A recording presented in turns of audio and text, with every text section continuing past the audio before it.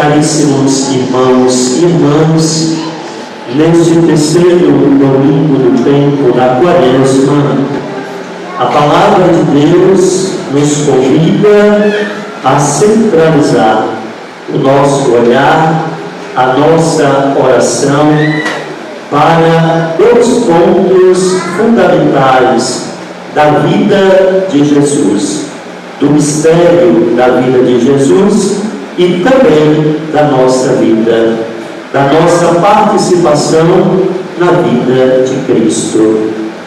O primeiro ponto que a palavra de Deus nos chama a atenção é sobre o templo. O segundo ponto é sobre o próprio corpo do Senhor Jesus. Acabamos de estudar o evangelista João, quando, para explicar aquilo que ele diz, ele escreve: ele estava falando do seu corpo. Pois bem, hoje a nossa reflexão e como chave de leitura, esta frase do Evangelho segundo João: o zelo pela tua casa me consumirá. Imaginemos a cena. Jesus passou 30 anos na sua vida na Galileia, aonde ele tinha sido criado, em sua casa, trabalhando, aprendeu o ofício do pai, que era marceneiro, seu pai adotivo José. E o relato da vida pública de Jesus, em que Jesus aparece publicamente e assume esta missão de anunciar o reino de Deus, é a partir do momento em que ele completa os seus 30 anos de vida. Se a gente olhar os evangelistas, Mateus, Marcos, Lucas e João, nós vamos ver que antes de ser crucificado e morrer, Jesus, com 30 anos, ele participou de 3 Páscoas em Jerusalém. Por 3 anos seguidos, ele esteve em Jerusalém por ocasião da festa da Páscoa, a Páscoa dos judeus. O evangelista João nos recorda muito bem como é que era celebrada a Páscoa dos judeus. Na essência, era uma vez no ano em que os judeus, o povo de Jesus, a religião onde Jesus foi criado e lhe fora ensinado a fé, se reunia no templo de Jerusalém. Uma vez ao ano, todo judeu de toda aquela região, de todas as cidades, deveria subir para Jerusalém. O evangelista João hoje inicia dizendo que Jesus subiu para Jerusalém para participar da festa da Páscoa. Nesta festa da Páscoa dos judeus se recordava o dia em que Deus tirou o povo de Israel do Egito e levou esse povo para a terra da promessa, a terra prometida, a terra em que na Bíblia está escrito: a terra que corre leite e mel. Então, a Páscoa todo ano era celebrada com esse intuito. Cada família se reunia também nas casas para celebrar. No entanto, o lugar de honra, o lugar solene para celebrar a Páscoa era em Jerusalém e no templo. O que acontecia no templo que de repente a leitura, ainda no início, começa a dizer que ali tinham bois, que ali tinham pombas, que ali tinham ovelhas, e a gente fica sem entender por que todos esses animais no templo. As pessoas de Jerusalém ficavam do lado de fora, rodeando o templo com esses animais, para que os peregrinos que viessem celebrar a Páscoa de longe, para serem perdoados por seus pecados, comprassem aqueles animais, para que aqueles animais fossem sacrificados. A liturgia, a celebração do Antigo Testamento era feita desta forma. O sacerdote pegava o animal e cortava a garganta do animal sobre o altar, para que o sangue da vítima imolada, ou seja, sacrificada, derramasse sobre o altar. Imagine que todos aqueles animais que ali estavam para serem vendidos para esta finalidade. Quem tinha os pecados maiores comprava o boi, quem tinha os pecados menores comprava uma pomba. Porém, não era somente isto. Quem tinha mais condições comprava um boi, quem era pobre comprava uma pomba, e por isso que a maior parte eram as gaiolas de pombas. Recorda que quando José e Maria levaram Jesus após 40 dias para ser apresentado ao templo, eles levaram o par de pombas. Era a oferta dos pobres. Porém, imaginemos que esta relação das pessoas de comprarem esses animais, não é, para serem sacrificados no templo, não agradava a Jesus. O templo era riquíssimo. Aqui nós não estamos falando das nossas simples barraquinhas que colocamos no novenário, no trezenário, não é para finalidades e necessidades da nossa igreja, não. Né? Então, os sacerdotes do templo, os doutores da lei, os anciãos do povo, encontraram nesse modo de venda de animais para serem sacrificados no templo um meio de enriquecimento. Por isso que Jesus, ao chegar nesse dia e entrar no templo, o que ele faz? Um chicote de cordas, e sai expulsando todos, dizendo: não transformeis a casa do meu Pai em uma casa de comércio. Jesus, ao ponto de fazer isto, nós podemos imaginar que era uma situação muito grave, era gravíssima, onde as pessoas estavam mais preocupadas em comprar animais para serem sacrificados e assim enriquecer ainda mais os doutores da lei, os fariseus, os grandes do templo, do que criar esta relação de intimidade, de misericórdia e de amor com Deus. Era um modo de alienar as pessoas. A religião é para libertar as pessoas, ajudar as pessoas a encontrar-se verdadeiramente com Deus. A religião verdadeira não é para alienar as pessoas, não é para oprimir e escravizar, mas para libertar. Foi para esta finalidade que Jesus veio. E por isso mesmo que o Evangelho de hoje ele faz esta limpeza do templo. É chamada a purificação do templo. A religião que agrada a Deus não é a de transformar a casa em Deus em uma casa de comércio. E aí nós vamos lembrar outras passagens onde ele diz: quero misericórdia e não sacrifício. Não adianta sacrificar animais pensando que Deus vai perdoar os pecados se de fato a pessoa não tomar uma atitude interior de conversão e de profunda mudança de vida. Aqui está a diferença.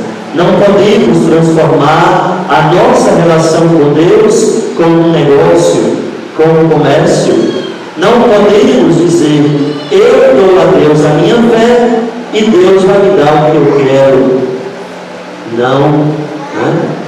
Deus é providência, não é? Deus é providência. Então essa relação com o templo nos faz pensar hoje também na igreja, não é? Como é que eu zelo do templo, da casa do Pai? Eu, como parte da igreja, como batizado, qual é o meu compromisso? Imagine que Jesus, naquela postura, assumiu um compromisso forte com o templo, a casa do Pai, a casa de Deus. Qual é o meu compromisso com a casa de Deus? A casa de Deus, enquanto espaço físico. Eu todo domingo estou olhando, estou vendo que o espaço físico desse templo está pequeno. Precisamos aumentar um pouquinho, não é? Vamos rezar, pedir a Deus que nos dê um discernimento, não é? A gente vê o que a gente faz nessa igreja, zelar, cuidar do templo, é também isso, nosso compromisso. Eu penso também no templo, quando eu digo da pastoral do dízimo, tem muita gente que confunde, subitamente diz, dízimo é dinheiro, a igreja é rica. Para que a igreja quer dinheiro? Quem é cristão, batizado e participa da igreja, participa da comunidade, compreende a dimensão pastoral e evangelizadora do dízimo. Isso é importante. E então eles perguntam a Jesus, mas por que você faz isso? E Jesus responde: se vocês destruírem este templo de pedra, em 3 dias eu reerguerei, reconstruirei.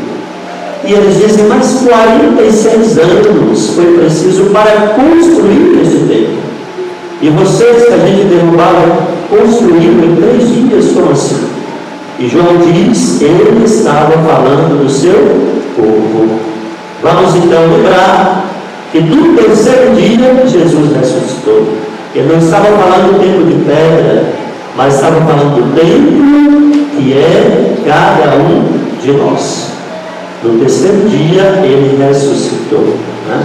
Para Jesus, o primeiro, o mais importante templo é o nosso interior, é o nosso corpo, o nosso coração, né? O templo de pedra é importante, é necessário, porque a nossa igreja é uma instituição visível na sociedade. Nós nos encontramos, formamos comunhão, rezamos juntos, né? A igreja é a nossa identidade como cristãos.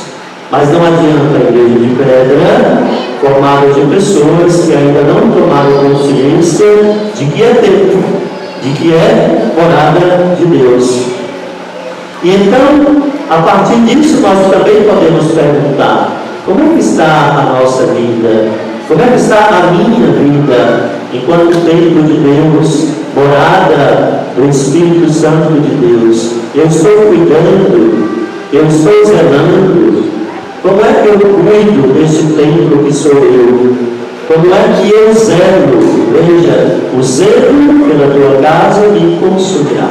Somos moradas, somos habitações de Deus. Não é? Como é que eu estou cuidando espiritualmente desse templo que sou eu?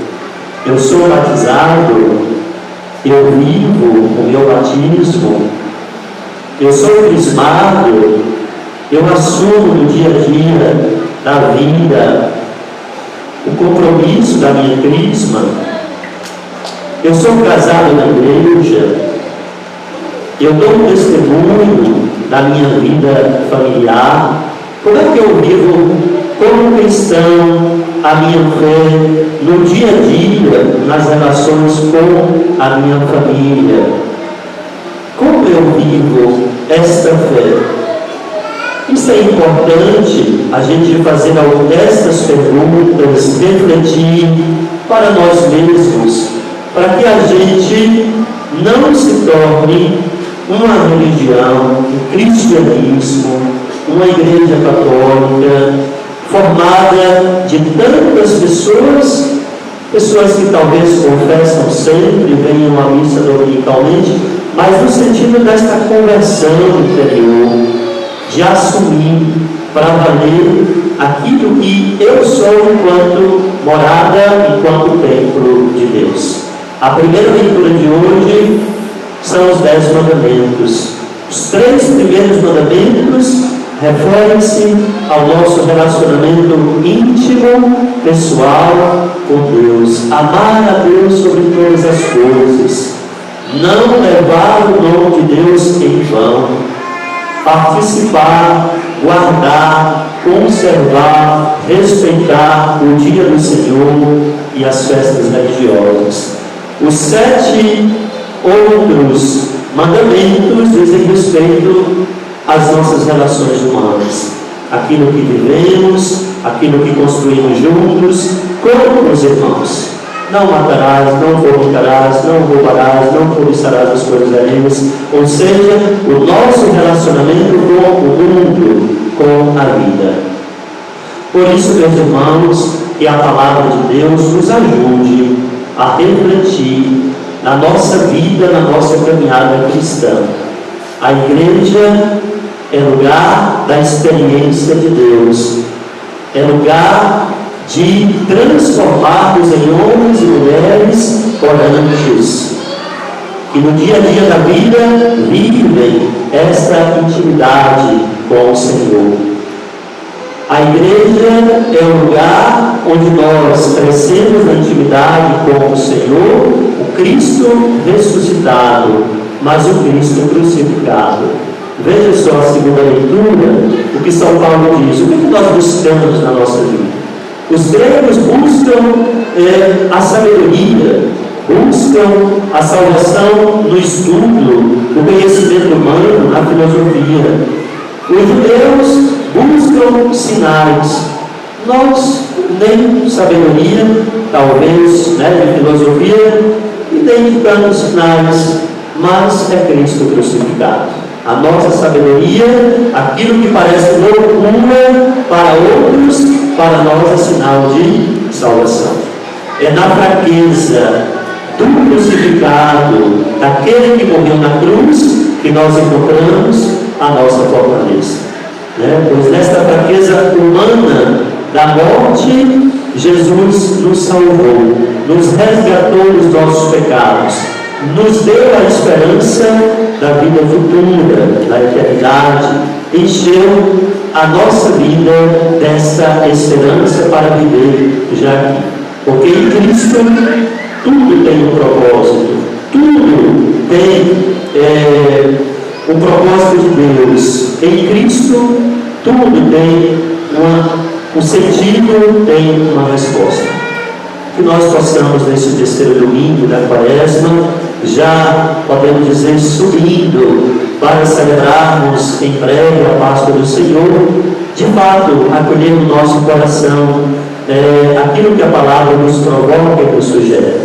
Eu, como templo, como está a minha vida perante o Senhor, perante os irmãos? O que a palavra de Deus nos ensina hoje? Que nós possamos procurar atentamente observar os mandamentos do Senhor e também nos comprometer com este templo, a casa de Deus, e com este templo, a casa do Senhor, que somos todos nós. Louvado seja nosso Senhor Jesus Cristo.